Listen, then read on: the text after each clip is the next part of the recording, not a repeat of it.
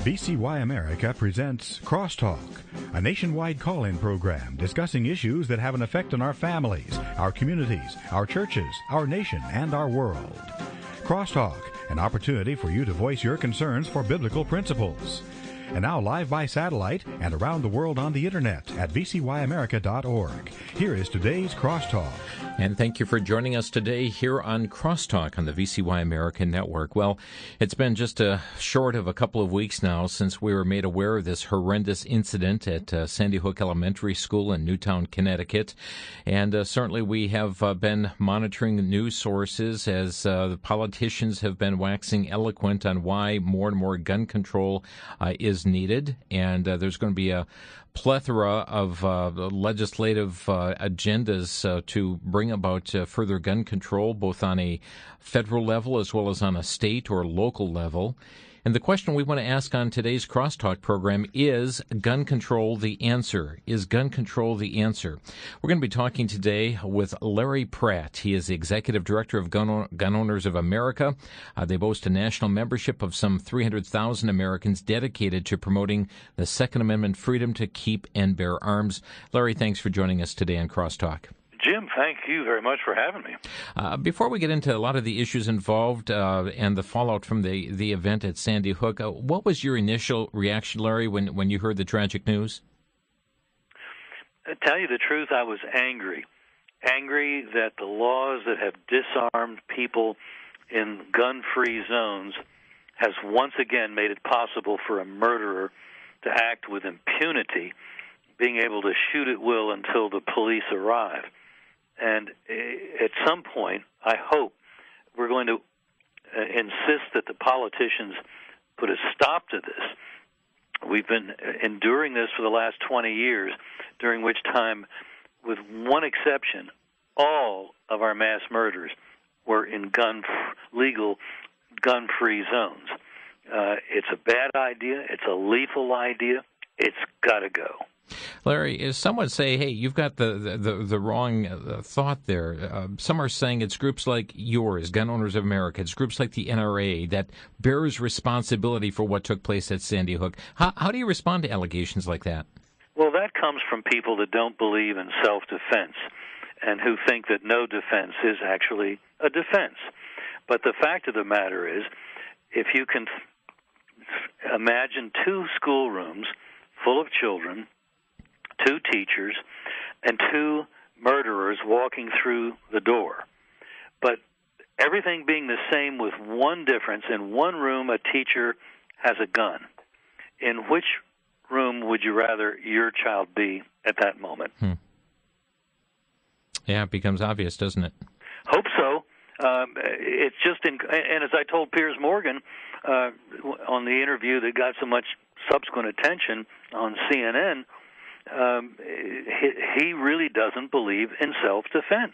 Yeah, let's talk about that for a minute, because within just a few days of this incident at Sandy Hook, you were on with Piers Morgan on CNN. He's a very outspoken gun control advocate, and he literally hurled many personal insults at you, calling you, quote, unbelievably stupid, that gun sales should have been soaring, saying it's, quote, it's down to idiots like you. And then he blasted you as a dangerous man espousing dangerous nonsense, and that you shame your country. Your response to Piers Morgan? Well, if the gun sales that we're witnessing right now are in fact due to my work at Gun Owners of America, then would the gun industry please send a commission check? We can always use more support. No, I don't think that you can attribute to Gun Owners of America the decisions that individual Americans are making on their own in response to the obvious conclusion that when seconds count, the police will be there in a few minutes. And that's not a knock on the police. That's a matter of fact. They're not parked in front of our door waiting for something to happen to us. They're wherever they might be, out on patrol, in their police station, doing federal government-required paperwork perhaps, but they're not going to be out in front of our door. And so the question is, what do you do in that 10 or 20 minutes that it's going to take them to get to where you are, assuming you can put in a 911 call as the crime is beginning, which is certainly an assumption that is kind of shaky. It may not be possible at all. It may not be possible for quite some time after the inception of an assault. Larry, immediately there were calls being made for tighter gun control on a federal basis. We're seeing it happen within individual states or communities. There's even been talking about banning particular guns, such as the AR-15. Will this, is gun control the answer? Is this going to solve the problems of mass shootings if they do away with the AR-15, if they ban certain magazine capacities of bullets? Is this the answer? Well, all of those laws were on the books in Connecticut, and it didn't stop from happening what happened in Connecticut. Crooks are going to break the law, and passing a bunch of gun control laws only has made it difficult for the people of Connecticut to get firearms. It certainly hasn't made it difficult for the shooter in Connecticut to steal the gun and commit the crime. So I think we've got to ask the gun control advocates, how many more dead bodies is an acceptable body count for your disarmament, please? Because your disarmament has been, in fact, the law in all of these mass murder scenes. It's unacceptable, it seems to me, that we even take them seriously anymore. Is it true that the mass murders of the past couple decades have occurred in gun-free zones? Every single one of them, and the one exception was a Democrat political meeting, which was tantamount to a gun-free zone. And I'm not speaking that facetiously. Democrats don't believe in self-defense. And so, but the others were legally. No guns here. It was a movie theater in Aurora that was specifically chosen by the shooter, who could have gone to theaters larger and closer to his apartment, but out of any number that were in a 20-mile radius, he chose the only one that was posted no guns. That just seems to cry out that if you have a gun-free zone, you're in effect putting up a neon sign that says mass murderers welcome. Now, why is it people say, well, we feel safer when we're in a gun-free zone? Saying that you feel safe and being safe are two different things. And I'll bet the people that might have been feeling safe when they saw the no guns sign at the school or knew about the no guns policy that the law required, that safe feeling probably evaporated after the first shot or two was being fired. Contrarily, or in a somewhat related fashion maybe, a mall in Portland, Oregon area, Clackamas actually, was the scene of a shooting, also a gun-free zone. By law, the mall was able to post no guns. Well, it was ignored by a shooter there, and 2 people were killed, another was wounded, and about that time, another fellow with a gun had either been unaware or ignored the no-gun policy at the mall, took his concealed carry firearm, for which he had a license, and he ran to the scene of the shooting, and when the shooter saw him, he put the gun to his own head and committed suicide, thus stopping the rampage. So it just cries out, let's stop the stupidity. Let's stop something which maybe makes some people feel better, but their feeling better doesn't justify allowing mass murder, facilitating mass murder. Larry Pratt is with us today from Gun Owners of America. Larry, some are suggesting we need to put National Guard troops in our schools. Others have suggested having armed security officers in the schools. Some have considered laws to allow teachers and administrators to carry firearms at school. Are these good ideas, bad ideas? What are your thoughts? What's the solution to the matter? I think the latter that you mentioned is the only practical and feasible and affordable suggestion of them, because anything that's going to cost money at a time when the country has no money, when we're approaching a fiscal cliff here in Washington, where revenues coming from the federal government are already diminishing and are likely to diminish further, to suggest that something that's probably going to cost some $15 billion to put one armed officer in schools, I don't think is going to happen. And if it were to happen, it's a guy with a uniform who is going to be the first target of a mass shooter, of a mass murderer. Get rid of that cop before he then starts working on the otherwise defenseless people in the school or wherever. Secondly, by having people with concealed carry permits allowed to be present, be it a teacher, somebody in the administration, or the janitor, whatever, and have a concealed firearm on them, nobody knows who exactly it might be. That means uncertainty for the shooter, and that is one of the known factors for the fall off in mass murders in states where laws have been passed enabling people to carry concealed firearms legally.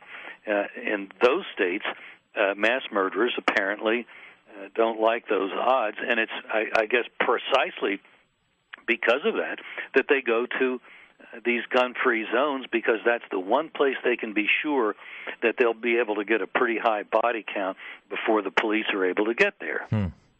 Larry, I'd like to get your reaction to some comments that have come out recently. Michael Moore, liberal activist, said that the reason for mass shootings in the United States is largely due to fear and racism, and on Christmas Eve he pleaded, "Calm down, white people, and put away your guns." He said, "We're an awfully fearful country, considering that, unlike most nations, we've never been invaded. Why on earth would we need 300 million guns in our homes?" Well, Mr. Moore would probably have more credibility if he would fire his bodyguards and not go around with their protection. It's really kind of amazing that the elite doesn't get called out for their hypocrisy. They arrive at studios that are guarded. They get out of a limo driven by a driver and go directly into that protected studio. And if they go into a restaurant, they'll go in with a bodyguard. So for them to tell the rest of us to get rid of our guns is, shall we say, over the top with hypocrisy. Also, we have Education Secretary Arne Duncan. This past Friday, he was speaking at a Washington elementary school. He said, "I want to talk to gun owners and hunters and sports shooters and ask them, what should we do? I want to talk about community and responsibility. I want to talk about values, because we have common values that go far beyond the constitutional right to bear arms." That seems to be a way of saying he wants to ignore the Second Amendment, which certainly protects our right to keep and bear arms, which is an inherent right of existing in the United States. The founders said it was an inalienable right. And so that's an unacceptable statement from a man who comes from a city that is one of the most violent, crime-ridden cities in the country, Chicago, Illinois. We're going to take a quick break. Larry Pratt is our guest today as we deal with the issue, is gun control the answer? We'll be right back.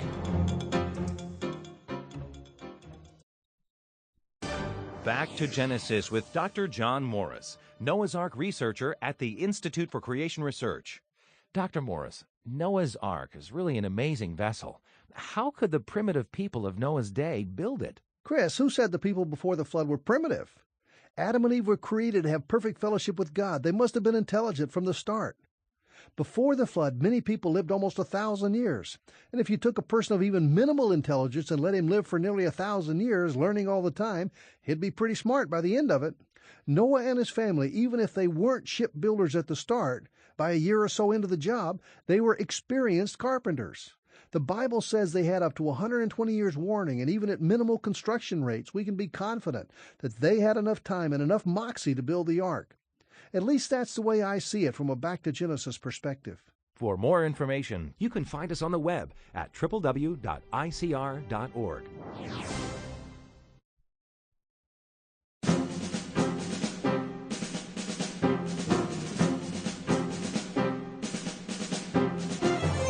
Is gun control the answer? Larry Pratt with us today from Gun Owners of America. Larry, before we continue our questions, give us a word about Gun Owners of America. Well, we lobby the Congress from right outside the Beltway in Northern Virginia. Our website is gunowners.org, and we would encourage people, go there, sign up for our legislative action alerts. Are you concerned that the president might issue some sort of an executive order that is going to bring about gun control? I mean, he's bypassed the Congress before on matters. Is this another issue that he just might legislate from his executive office? I think particularly because of the point you just made that the president already has a history of not paying a nevermind to the law or to the Constitution and simply issuing executive orders because that's what he wants to do. I won. It seems to be, in his mind, justification for doing anything at all. Is it constitutional?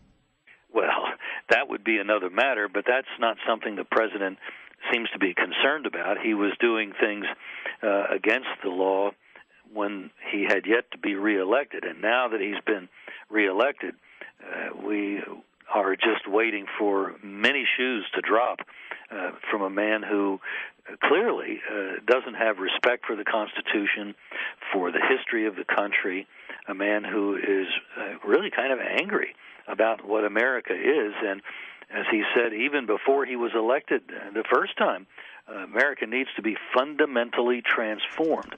Well, that's not something that you say if you think America, with all of its problems, is still an exceptional country.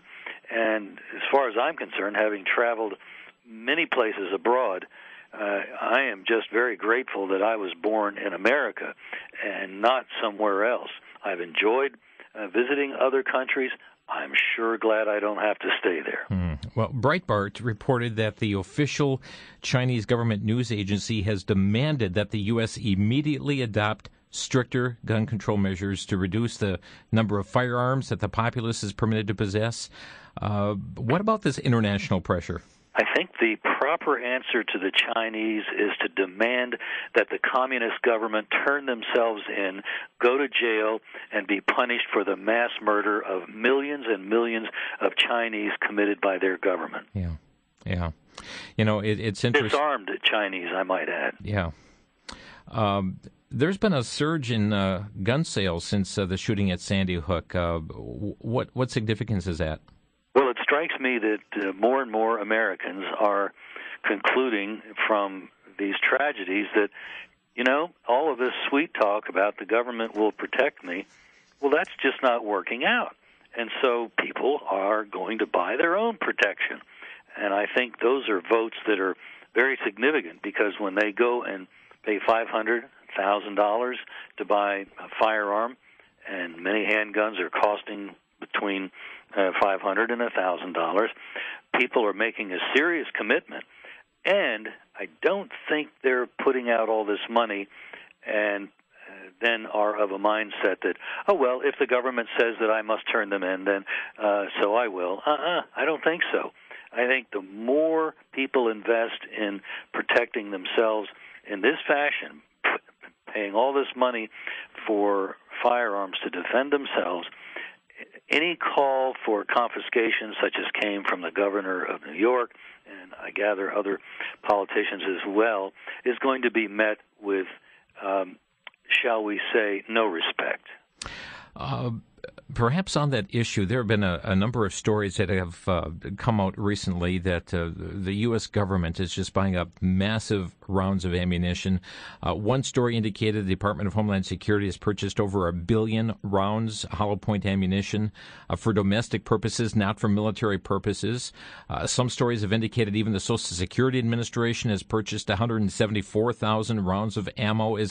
Larry, is there any truth to this, or is this some kind of hype that's out of control?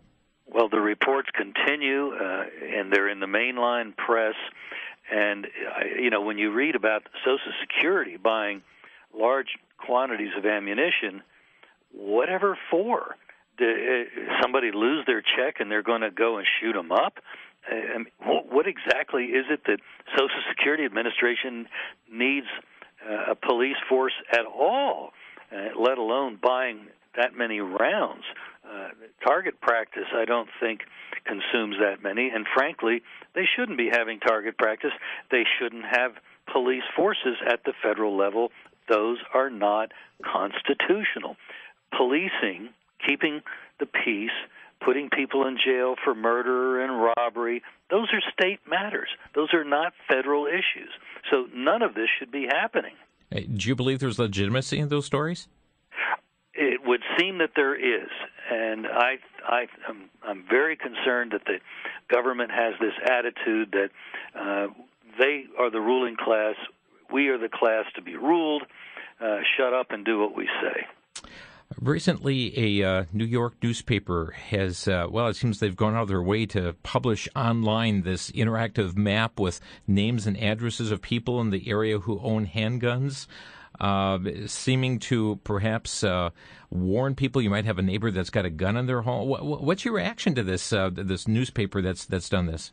Well, I didn't know that there was a great clamor from neighbors to have other people's privacy invaded to find out about guns. But I do think that the criminal class has to be cheering, because now they know if they want to rob a gun, steal a gun, there's a house that if they can be sure it's not occupied, they might break into to see if they can steal some guns.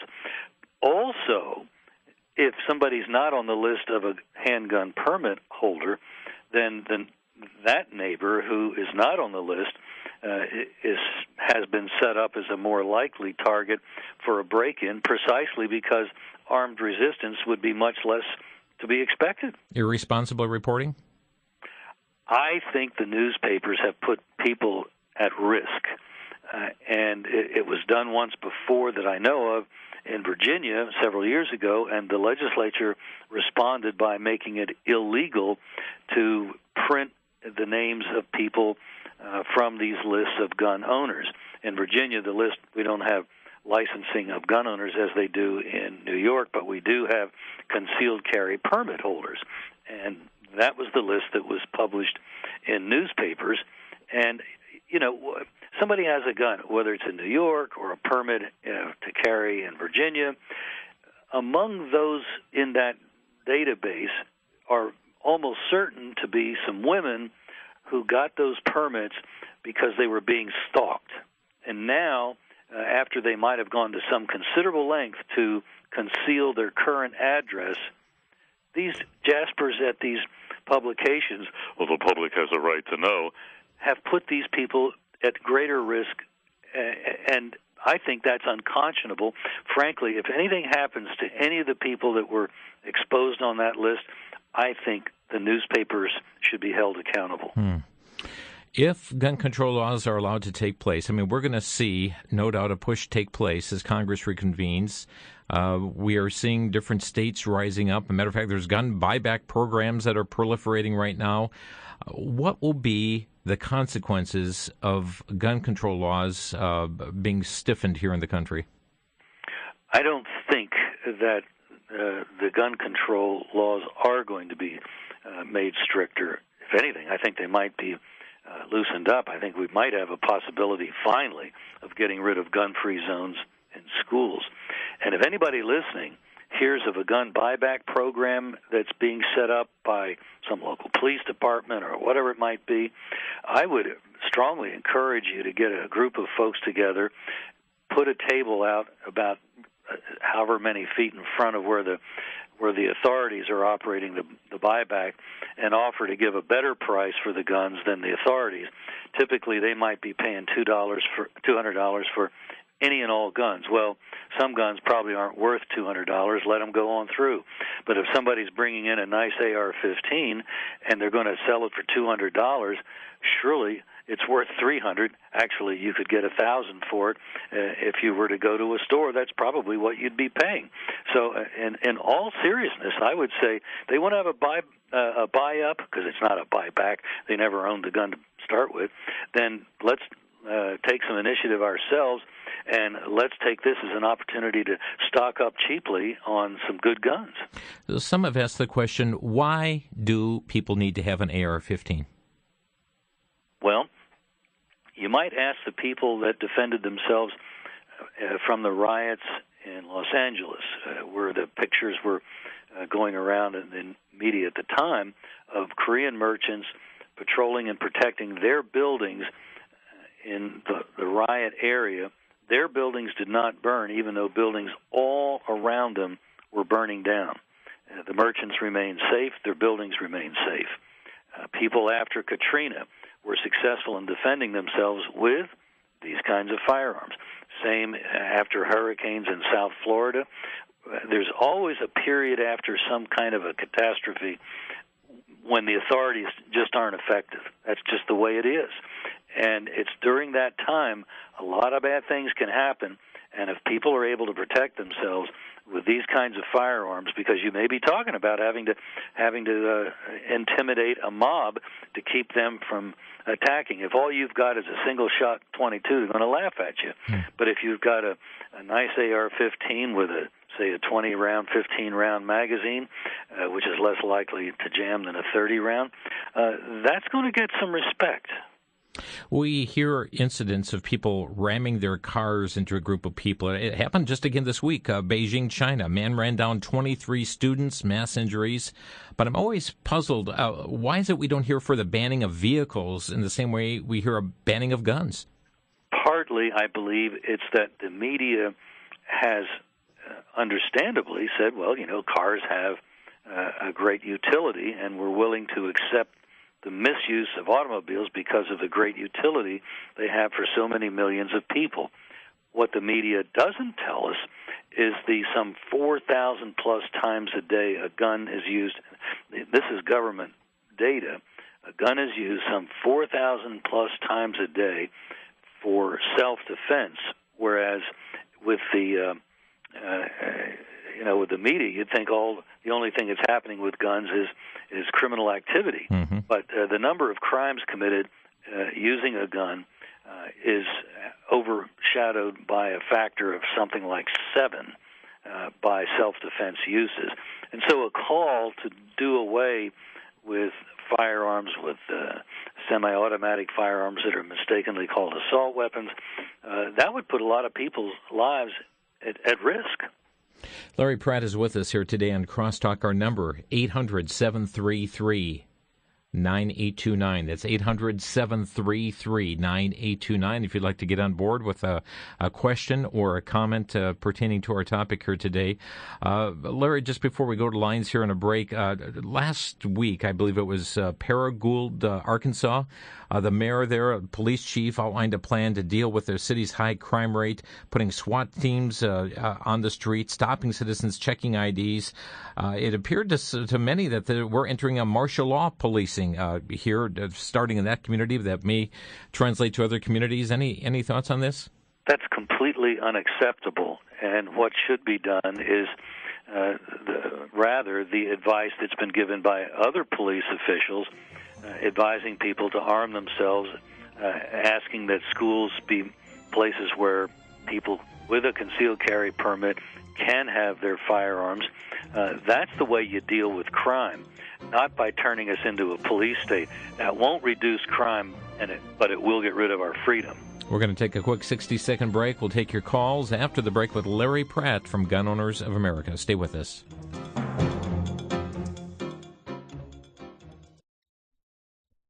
Can God be tempted?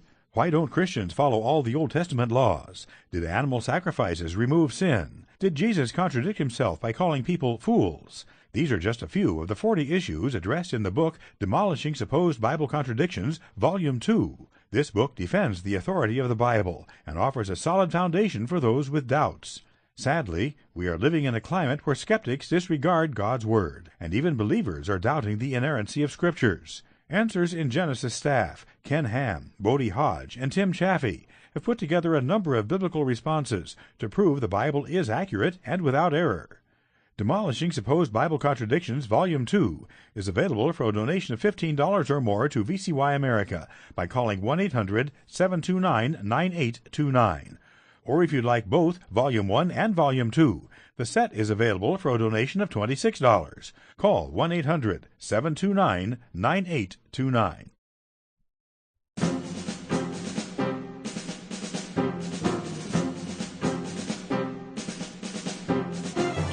You're listening to Crosstalk here on VCY America. Larry Pratt is with us, the Executive Director of Gun Owners of America. And folks, today we're asking the question, is gun control the answer? And taking your questions and comments, as this certainly has come into the national debate here once again. And there are many who are saying, no, we need instead to make have teachers and administrators that are allowed to carry a concealed weapon in order to a firearm in order to protect their classes, in order to protect their schools.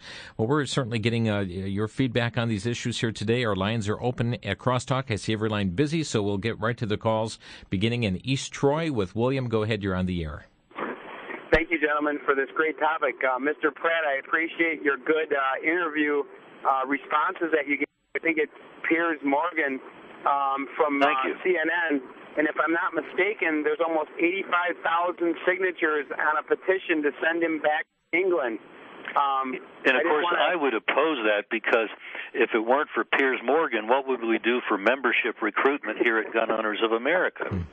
Well, you've got a valid point, and I was telling the street basically 12 years ago, the first time I heard you on VCY, the same liberal junk that the liberal media is trying to spew then is what they're spewing today, that they want to blame the gun, but it's the human heart.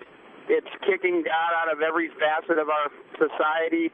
It's teaching people they don't have to be responsible and that they can do whatever they want and there's no consequences. But I just want to thank you for the great work you guys have done and are doing, and I hope we can muster up some more recruits for your organization. Keep up the great work. Well, thank you very much. Appreciate that so much. Let's go next. We haven't really touched on it, but I think it's legitimate to point out that this guy was into Satanism, the Connecticut shooter, and he was into video games involving killing.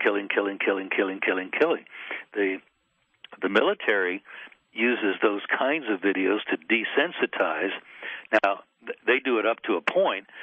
They just want to do away with the reluctance to kill. Soldiers have died if they haven't been able to overcome that reluctance. They just won't pull the trigger. But when you go beyond that point, then you eventually are going to arrive at the point where, killing is fun. And I think that's where the video gamer was.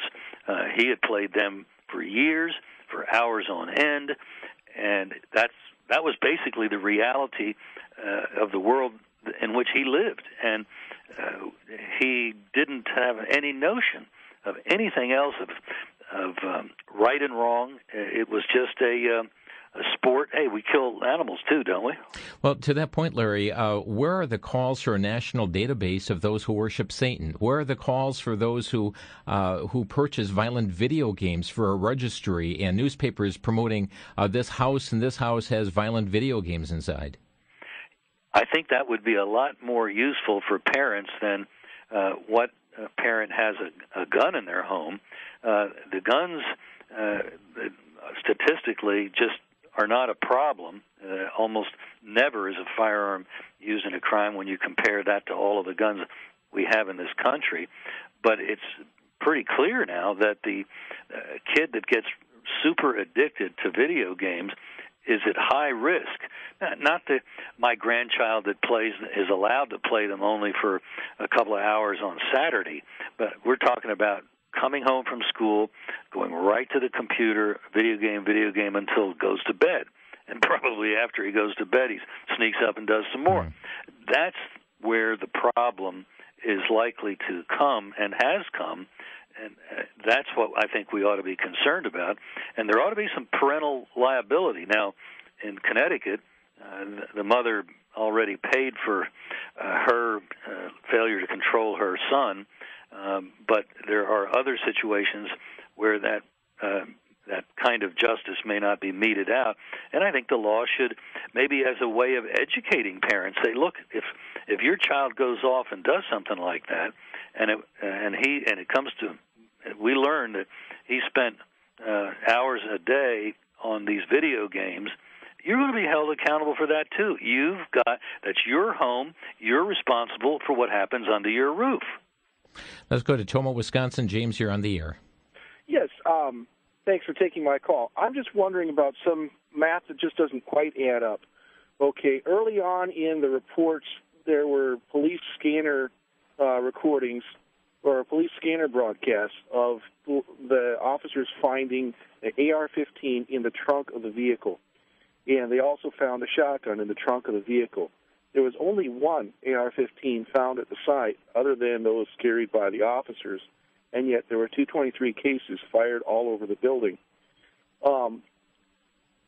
All of the children, according to the medical examiner, were killed with long gun projectiles, not with handgun projectiles.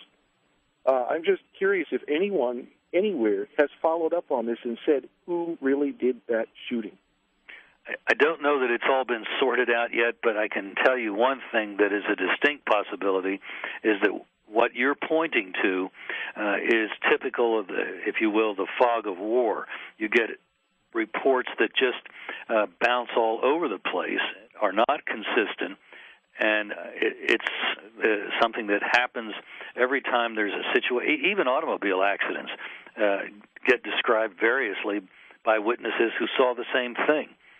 So that's why there has to be an investigation and to sort out as best we can tell what really did happen, because eyewitness reports are simply not the most reliable evidence.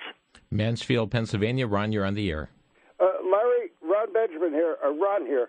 Yes, sir. I'm a retired federal agent. I'm a N.R.A. certified instructor, and I run handgun classes and so on. And first of all, and I also receive your newsletter on my computer, and you do speak for me. And first I want to say I saw you across the desk on MSNBC with Chris Matthews, and he was badgering you, and you kept your cool, but and you speak for me, and I want to say thank you. You spoke well, and you were very professional. And our problem here in America, only about 80 million people are gun owners, and 210 or 20 million are not. So you're doing a great job, and Vic, you're doing a good job having him as your guest. And what I want to say is, I'm a CCW carry guy, and remember in Florida, that was the first shell-issue state back in the early 1990s, and Sarah Brady said, people will shoot at stop signs and fight over parking lots. There will be blood in the streets. Well, that didn't happen. Yeah. Right. They tried to rename Florida the Gunshine State. My point is, we now have 35 shell-issue states, which means if you meet the requirements, have a clean record, no mental profile, a permit shall be issued. And I worked in Boston 26 years. Sure. Ron, do you have a specific question for Larry today? Yeah, my question is this. All 35 shell-issue states have lower crime rates after that legislation passed because all the bad guys are armed. I used to arrest them. And now they're not so sure about their intended victims. That, I think, is exactly the psychology that operates, and that's why we have seen decreases in crime in the states that have enacted or have made it easier to get concealed carry permits. It has never led to a negative experience. I would say the worst that happened was a state or two didn't see much of a downturn, but then if you look at the states before and after crime, you realize that it was low to start with.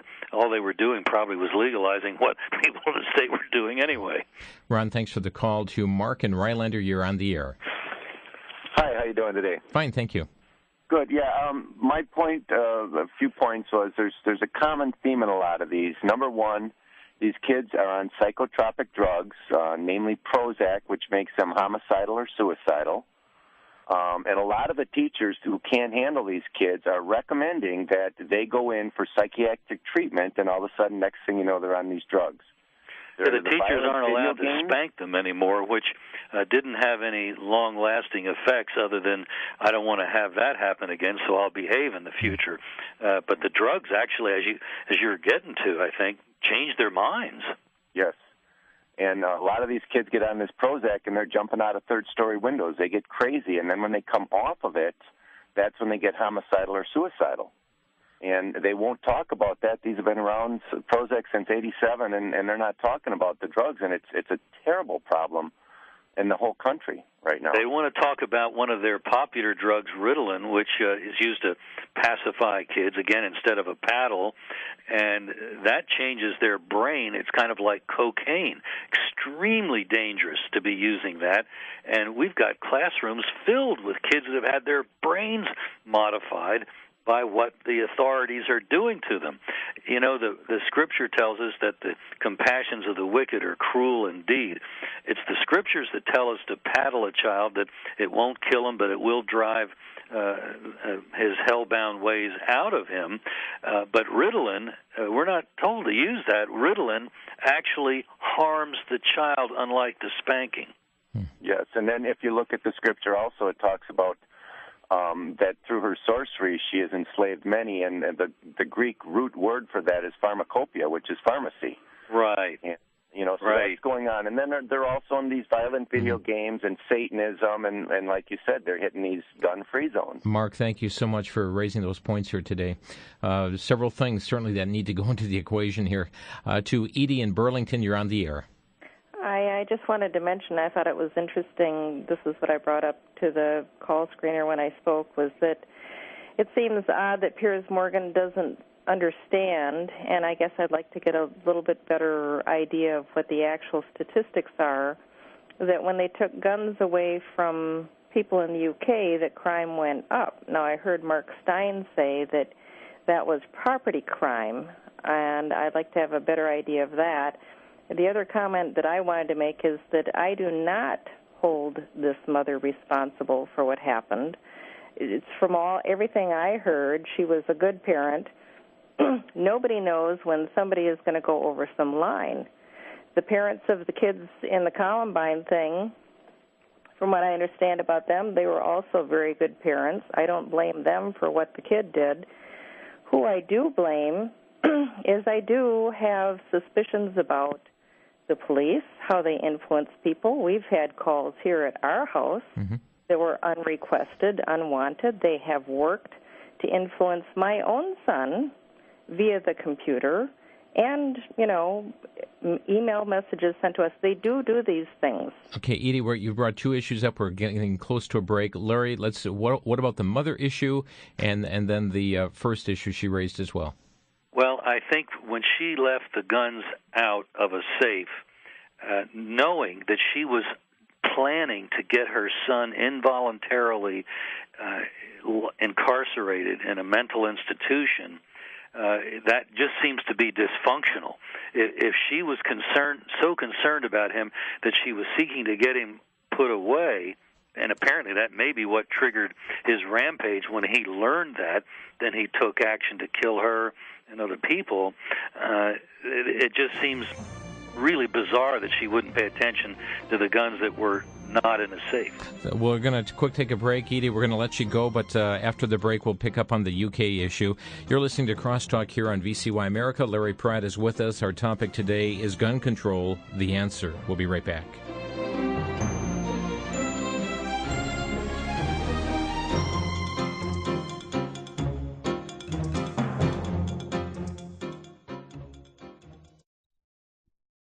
For the Worldview Weekend Minute, I'm Brandon House. Our website is worldviewweekend.com. I believe the re-election of President Barack Obama is just one more sign of many that God is judging America. Romans 1 describes that God will give over nations that reject him over and over again. I believe that is happening. I believe, however, we cannot blame only the secular world for God judging America. I believe many evangelical and new religious right leaders bear a lot of responsibility for the re-election of President Obama. Why do I say that? Because 2 Corinthians chapter 6, verse 17 makes it very clear that if self-professing Christians do not enter into spiritual enterprise and service with non-believers, then God will receive them or welcome them or have favor on them. I believe many evangelical leaders have entered into one spiritual enterprise after another with non-believers, and as a result, God is not showing favor on our nation.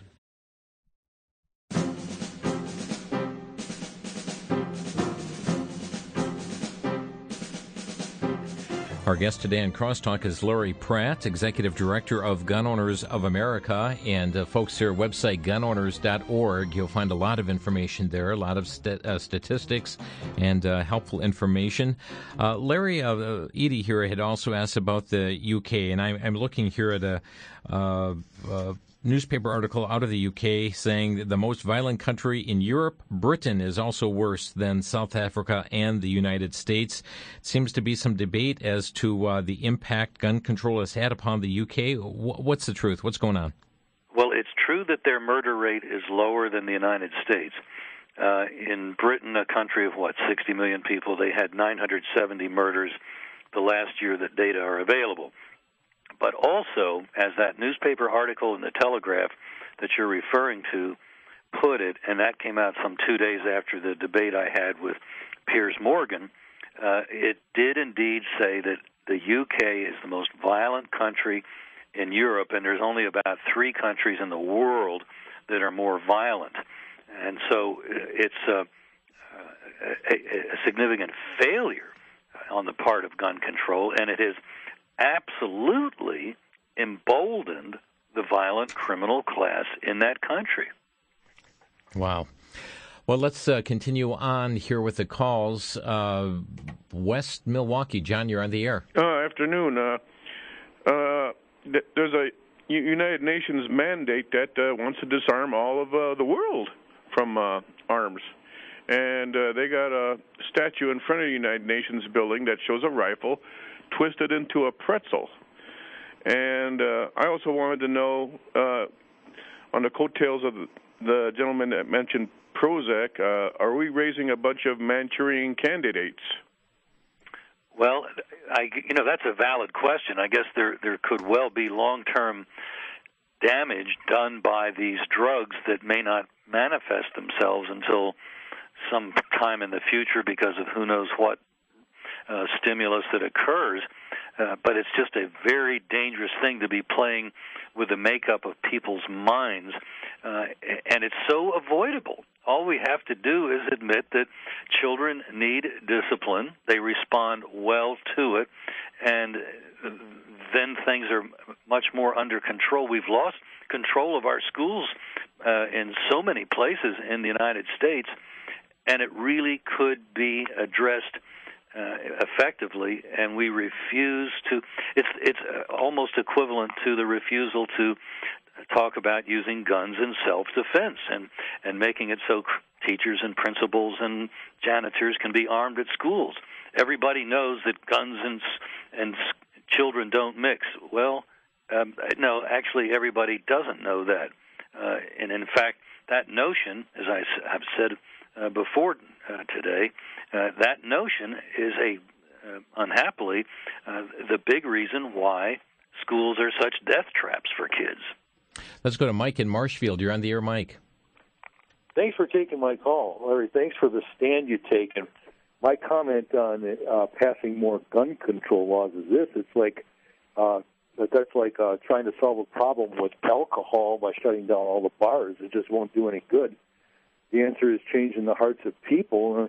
Only God can do that. They focus on the guns and not on the person that fired it. And one more quick question is, there's people that say that the Second Amendment and the Bill of Rights was written for that time in the country's history when it was primarily a frontier society and they needed the guns for protection. So the Second Amendment is not as valid now as it was then. Well, actually, the Second Amendment was written in the 18th century to protect us against our government, which at the time was the British Crown. And our government became so overbearing and tyrannical that the Second Amendment was what was seen as the tool for restoring the proper nature of government here in the Americas. Today, we don't have our government headquartered in London. It's headquartered in Washington, D.C. at the federal level, but that doesn't mean that it doesn't need to be contained the same way as it was in the 18th century. We still have people in government that want to have mission creep and continue to abuse their authority, to continue to expand their power beyond where they have any legitimate authority given to them. And so we continue to need the Second Amendment to protect that basic right that people have to protect themselves against their government. Does the Second Amendment protect the First Amendment? I think that when we talk about protecting ourselves against the government, we're talking about essentially shoring up all the amendments. If the government is tyrannical, the First Amendment goes as well. So does the Third Amendment about quartering troops in our houses. So does the Fourth Amendment about warrantless searches. So does the Fifth Amendment about forget due process, et cetera, all the way down through the Bill of Rights. They all collapse the same time that the Second Amendment is removed by the government. Once the government has all the marbles, it can do anything it wants. Craig in Pennsylvania, you're on the air. Hello, Craig. Hello. Go ahead, you're on the air. Okay, I'm a custodian at a public school here in Pennsylvania, and I also have a special needs child with multiple disabilities, so I can relate to what's going on here. And my comment is, I was listening to Brennan House's program Worldview Weekend one Friday, and he had Jimmy DeYoung on, and it was mentioned that over in Israel, they would not have the problem that we had here in Connecticut because military service is mandatory. So in Israeli schools, those teachers and staff would have been trained on how to handle a military weapon. And in the classrooms, all the teachers have a weapon. I've seen that with my own eyes in Israel. I've seen, for instance, as a group of students get off of a bus, and it was either the teacher or someone assigned to that group of students, but there would be a young adult typically get off with the students with a battle rifle slung over their shoulder. You would see military conscripts off duty going around the streets of Jerusalem with, again, their military rifle on their back, the rifle on one shoulder and their arm around their girlfriend with the other side.